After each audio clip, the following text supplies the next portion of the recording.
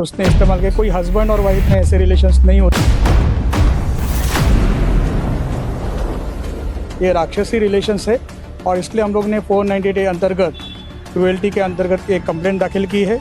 इसके उपरांत हम डोमेस्टिक वायलेंस एक्ट के अंतर्गत घरेलू हिंसाचार कानून अधिनियम, इसके तहत भी हम इस पे जो है वो कानूनी कार्रवाई कर रहे हैं। पुलिस प्रशासन की तरफ से इस मामले में कोई सहायता नहीं मिलती है या एफआईआर दर्ज नहीं होती है, तो आप क्या करें? अगर पुलिस प्रशासन एफआईआर दर्ज करने में कोई देरी करता है, डिले करता है, तो हम कोर्ट से इसमें दखल अंदाजी करने के लिए गुहार करेंगे और कोर्ट में हम याचिका दाखिल करेंगे। ये टॉर्चर बहुत मुझे ज़्यादा करता है। जैसे कि मैं बता सकती हूँ, जैसे मैं 6 मंथ प्रेग्नेंट थी तो उन्होंने सिर्फ मेरे से एक गिलास का पानी का गिलास गिर गया था, तो उस वजह से वो ऐसे कर रहे थे कि मुझे 6 मंथ प्रेगनेंसी में उन्होंने मुझे बोला कि कान पकड़ और उठ बैठ कर। तो वो प्रेगनेंसी के टाइम पे मुझसे वैसे पनिशमेंट उन्होंने किया कि मुझसे 10-15 बार उठ बैठ करवाया उन्होंने घर पर बिठा के। कहीं ना कहीं आपको ये धमकियां भी दी थी कि अगर तू मेरे खिलाफ कंप्लेंट भी कर लेगी तो क्या कर लेगी, मैं आज नहीं तो कल बाहर निकल रहा हूं। मुझे उसने दिल दिमाग से यही मतलब बता के रखा था कि तू करके भी क्या कर लेगी, पुलिस वालों के पास जाएगी या किसी महिला संघ में जाएगी, कहीं पे जाएगी, वो क्या करेंगे, मुझे 4 दिन रखेंगे, 4 दिन समझाएंगे, फिर छोड़ देंगे, फिर तो मैं वापस आऊँगा ही ना, फिर तो तुझे बताऊँगा मैं ऐसे। तो मुझे बोलता है कि मैं होश में हूँ तो ठीक है, जैसे कि वो सारी नशे करता है जैसे कि मैंने बताया, तो मुझे बोलता है कि नशे करने के बाद मुझे नहीं पता कि मैं तुझे क्या करूँगा, तेरे फैमिली वालों को मार डालूंगा। पति पीड़ित महिला हैवान मानसिकता से परेशान। नमस्कार, मैं भावना राठौड़ और आप देख रहे हैं खबरों का खुलासा। इस वक्त हमारे साथ यहाँ पर एक महिला उपस्थित है, उनकी जो आप बीती है मैं उनसे ही बातचीत कर जानकर आप लोगों को बताऊंगी कि आखिरकार ये पूरा विषय है क्या। नमस्कार, सबसे पहले तो अपना नाम बताइए। राधिका कदम। क्या विषय है आपके पति से, आप जो परेशान हैं, क्या किस वजह से है ये? जैसे कि अभी मेरी शादी को 7 साल हो चुके हैं, तो वो मेरे हस्बैंड जो है मुझे बहुत मारते हैं, बहुत मतलब ब्रूटली मारते हैं। आपकी शादी कब हुई थी? 2019 में हुई थी। लव मैरिज है ये लव मैरिज था। कैसे जानती थी आप उनको? मेरे चाइल्डहुड फ्रेंड है वो थे जी। और शादी के बाद ही उन्होंने इस तरीके से मारना वगैरह शुरू कर दिया? हाँ, शादी के ठीक 3 दिन बाद उन्होंने शुरू कर दिया। 3 दिन बाद? जी। किस कारण? बस हम मार्केट में निकल रहे थे, ट्यूशन फ्रेंड मिल गया था, उसने हाई कहा क्योंकि उसने भी देखा कि न्यूली मैरिड हूँ तो बहुत दिनों के बाद मिल गए, तो उसने बस हाई कहा था, इस वजह से उन्होंने घर पर जाकर बहुत मारा मुझे। इसी वजह से सिर्फ दोस्त के मिलने? जी। मतलब आप साफ तौर पर देख सकते हैं कि ये जो शक है, इसके कारण आए दिन कहीं ना कहीं ऐसे मामले सामने आते हैं कि पति ने पत्नी की शक के तहत हत्या कर दी है और यहाँ पर ये जो महिला है ये वही झेल रही है। उसके बाद भी आपके घरेलू चीज़ों को लेकर कहीं झगड़े हुए? हाँ, बहुत छोटी छोटी बातों पे झगड़ा हुआ है, ऐसे नहीं कि कोई बड़ी बात है। जैसे कि अब वो कमाते नहीं है, मैं कमाती हूँ, अभी तक भी वो जॉब पर नहीं है। एक डॉटर है जिसे मैं ही देखती हूँ।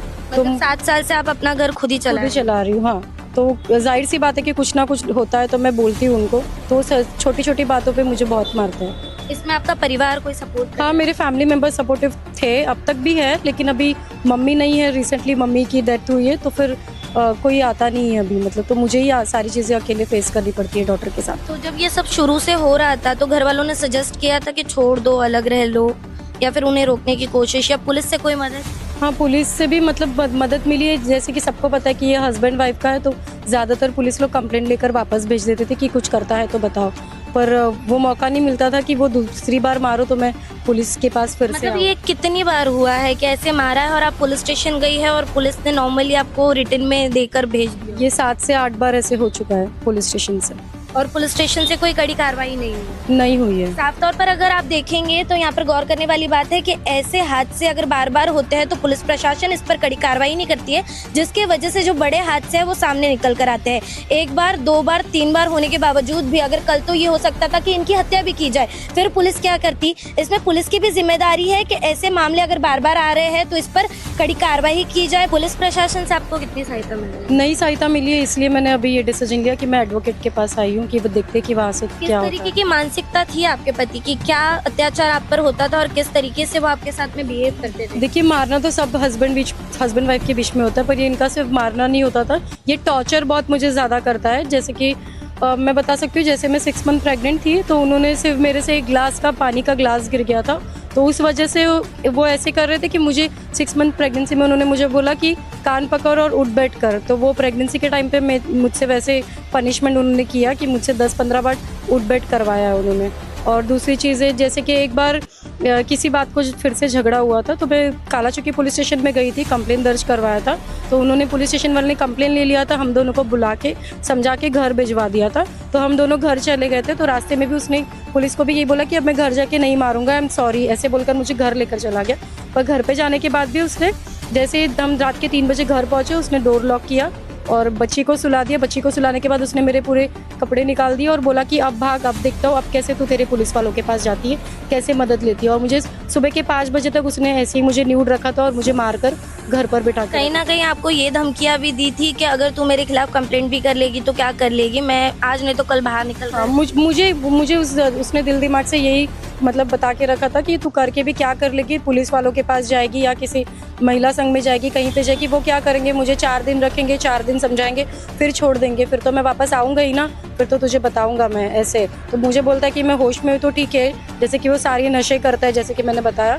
तो मुझे बोलता है कि नशे करने के बाद मुझे नहीं पता कि मैं तुझे क्या करूँगा, तेरे फैमिली वालों को मार डालूंगा, सबको मार डालूंगा, तेरे पापा को मार डालूंगा। तो मैं इसी डर से रही कि क्योंकि मैंने उसको देखा है कि वो कैसे करता है, कैसे। साफ तौर पर अगर इन्होंने ये रिश्ता लंबे समय तक अगर चला कर लिया है तो इसके कारण जो है ये उनकी छोटी बच्ची है और कहीं ना कहीं इनका पूरा परिवार है, क्योंकि ये परिवार के नाम पर उन्हें धमकियां देते थे, मारने की धमकियां देते थे और आज भी कहीं ना कहीं आपको यही डरा कर रखा है कि कहीं पर भी दिखोगे तो हाँ, तो कहीं पे भी दिखूंगा तो मैं तुझे मार डालूंगा, अगर तू मुझे देखकर भी भागेगी तो उतना मारूंगा मैं तुझे, ऐसे। आप जब उनके साथ रहते थे तो आपने बताया कई बार कि घर से आप इसी तरीके से भाग गई है जिस अवस्था में होती थी, इतना डर था, वो विषय क्या है थोड़ा बताइए। क्योंकि जब कभी भी वो मुझे मारते थे तो मुझे घर से निकलना पड़ता था, बाहर जाना पड़ता था, क्योंकि घर पर इतनी दरवाजा सड़कों पर भी पीटा है उन्होंने? जी, बहुत बार पीटा हुआ है सड़कों पर भी। फिलहाल आपकी मांग क्या है?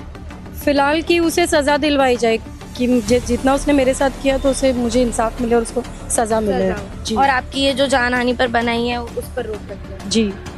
साफ तौर पर हमारे साथ इनके जो एडवोकेट है निखिल राणे जी, वो भी उपस्थित है। मैं उनसे जानना चाहूंगी कि ऐसी मानसिकता वाले जो लोग हैं इनके लिए हम क्या कुछ कर सकते हैं और इन पर रोक किस तरीके से लगा सकते हैं। सर, क्या कहेंगे आप? क्रूएल्टी सेक्शन 85-86 BNS एक्ट में अट्रैक्ट होता है। हमने क्रूएल्टी के अंतर्गत जो कंप्लेंट है, जिस तरीके से उसको मारा पीटा गया है, न्यूड करके मारना या प्रेगनेंसी के वक्त उठक बैठक करवाना या उसके मेंस्ट्रुअल पीरियड्स के टाइम उसके अंडरगारमेंट्स चेक करके फिर उसके साथ संबंध बनाना, ये अमानुष तरीका जो उसने इस्तेमाल किया। कोई हस्बैंड और वाइफ में ऐसे रिलेशंस नहीं होते, ये राक्षसी रिलेशंस है। और इसलिए हम लोग ने 498 अंतर्गत क्रूएल्टी के अंतर्गत एक कंप्लेंट दाखिल की है Virar police station, senior inspector of police Virar police station. और उस कंप्लेंट के अंतर्गत आज police sub inspector Anil Maske जी इसका इन्वेस्टिगेशन कर रहे हैं। उन्होंने आज पीड़िता की जो स्टेटमेंट है वो रिकॉर्ड की है और जल्द से जल्द इसको भरोसा सेल में भेजा जाएगा और आगे की कानूनी कार्रवाई होगी। इसके उपरांत हम डोमेस्टिक वायलेंस एक्ट के अंतर्गत घरेलू हिंसाचार कानून अधिनियम, इसके तहत भी हम इस पे जो है वो कानूनी कार्रवाई करेंगे। पुलिस प्रशासन की तरफ से इस मामले में कोई सहायता नहीं मिलती है या FIR दर्ज नहीं होती है, तो आप क्या करेंगे? अगर पुलिस प्रशासन FIR दर्ज करने में कोई देरी करता है, डिले करता है, तो हम कोर्ट से इसमें दखलंदाजी करने के लिए गुहार करेंगे और कोर्ट में हम याचिका दाखिल करेंगे। सर, ऐसे मामले सिर्फ एक घर में नहीं है, कई घरों में देखने मिलता है और हाल ही में वसई विरार में ऐसे कई मामले निकलकर सामने आए हैं कि पति ने पत्नी की हत्या कर दी है या शक के दायरे में या मारामारी कर दी है। तो ऐसे घरेलू हिंसक लोगों के लिए या ऐसी मानसिकता वालों के लिए क्या संदेश देना चाहिए? देखिए, क्या होता है, अपराध करने वाले से अपराध को सहन करने वाला ज़्यादा कसूरवार या ज़्यादा गुनहगार है। जो पीड़िता है उसने अभी तक सहन किया, इतने सालों तक सहन किया कि अपना पति जो है सुधर जाएगा, लेकिन इस तरीके का कोई सुधारना नहीं हुई। और ऐसे अगर किसी के साथ भी होता है तो तुरंत उनको कानूनी मदद लेनी चाहिए और जो है पुलिस प्रशासन का मदद लेके कानूनी कार्रवाई आगे होनी चाहिए।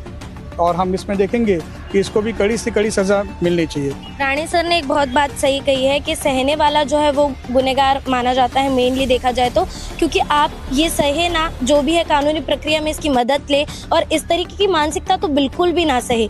पुलिस स्टेशन जाइए, नज़दीकी जो भी कंप्लेंट है उसे बताइए, पुलिस सहायता नहीं कर रही है तो एडवोकेट की मदद लीजिए, 4 लोगों से पूछिए, पर इस तरीके की मानसिकता वालों की इन्हें और बढ़ावा ना दे। फिलहाल देखना ये होगा कि इनके केस में जो पुलिस प्रशासन है वो किस तरीके से कार्रवाई करती नजर आती है, और अगर वो नहीं करती है तो राणे सर ने कहा है कि कोर्ट से जो है वो एफआईआर दर्ज करवाने के लिए देखेंगे। तो इस पूरे मामले में इन्हें न्याय मिलता है या नहीं, ये तो आने वाला समय ही बताएगा। बहरहाल आज की इस पूरी खबर में इतना ही। ऐसी और खबरों के लिए बने रहे हमारे साथ और देखते रहे खबरों का खुलासा, सच की परख हमसे, क्योंकि हम लाते हैं हर मुद्दे की सच्चाई और गहराई आप तक। खबरों का खुलासा से भावना राठौड़ की एक रिपोर्ट। ऐसी और खबरें देखने के लिए बने रहे हमारे साथ और सब्सक्राइब करें खबरों का खुलासा, सच की परख हमसे। सच परखेंगे तो बदलाव पाएंगे, साथ आएंगे तो हर खबर का खुलासा होगा। वीडियो पसंद आने पर लाइक, शेयर, कमेंट, सब्सक्राइब जरूर करें।